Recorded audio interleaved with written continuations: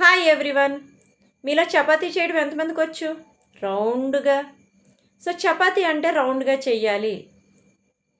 స్క్వేర్గా చేయకూడదా? ట్రయాంగిల్లో చేయకూడదా? చూడండి, చిన్నప్పుడు మనం ఫస్ట్ టైం చపాతీని చేస్తున్నప్పుడు నేర్చుకున్న క్రమంలో డిఫరెంట్ షేప్స్ వస్తూ ఉంటాయి. కానీ పేరెంట్స్ ఏం చెప్తారు? రౌండ్గా చెయ్యాలి, ఇదేంటి ఈ మ్యాప్లా ఉంది, ఆ మ్యాప్లా ఉంది అంటారు. ఏ షేప్లో ఉంటే ఏంటి, తినేసేది పొట్టలోకే కదా అని పిల్లలు చెప్తూ ఉంటారు. మీరు అలా చెప్పారా? ఒకటి గమనించండి, ఇక్కడ చపాతీ రౌండ్ అన్నది ఏంటి అంటే ఒక పర్ఫెక్షన్ అని.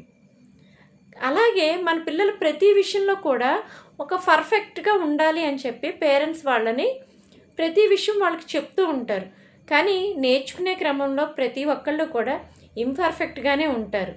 మనం అది గుర్తించి మన పిల్లలకి నేర్చుకోవడం ఫస్ట్ మనం ఎంకరేజ్ చేస్తే వాళ్ళతో మన బాండింగు ఇంక్రీజ్ అవుతుంది.